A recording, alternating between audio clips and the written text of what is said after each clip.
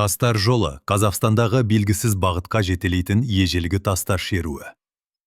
Ақтөбе мен Маңғыстау шекарасындағы шөлейтті кеңістікте спутниктік картадан байқалатын ерекше құрылымдар бар.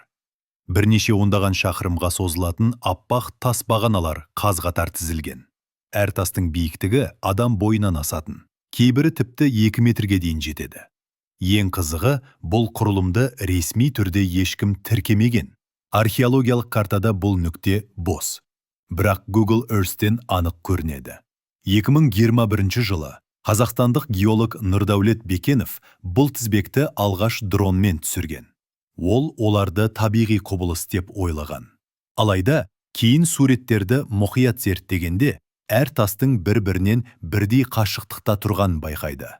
15 метр сайын бір бағана. Бұл табиғат емес.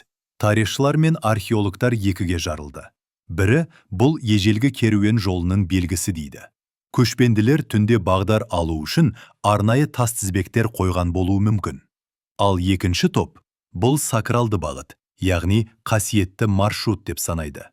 Әр тастың астында неге металл сынықтары, көмір қалдықтары кездеседі. Бұл жерде құрбандық шалу, әлде аспанмен байланыс жасау әрекеті болған ба? Ең жұмбақ дерек жібек жолының бір бұтағы осы тастармен қабаттасып жатқанын көрсетті. Бірақ бағыт таңғалдырады. Бұл тастар тікелей солтүстікке емес, күннің бату бағытына қарай тізілген. Яғни батысқа, бірақ астрономиялық дәлдікпен. 2023 жылы бір топ блогер түнде сол аймаққа экспедиция жасады. Тастардың ортасына кіруге ешкімнің батылы жетпепті. Біреу кіре бергенде дрон істен шыққан. Таңертең 2 камера өртеніп кеткен. Ауада иіс те, түтін де болмаған. Бір жігіт түс көргенін айтады. Жол бар, бірақ оны көзбен емес, жанмен көру керек деген дауыс естіп ояндым дейді. Мүмкін, бұл жай ғана ежелгі халықтың белгі қалдыру амалы шығар. Бірақ егер бұл тастар тек бір бағытты меңзеп тұрса ше, ол бағыт қайда апарады?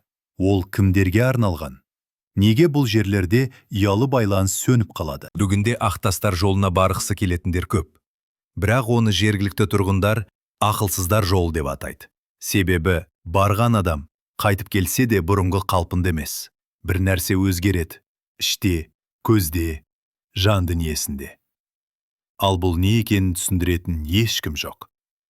Мүмкін бұл жол бізге арналмаған бағыт шығар.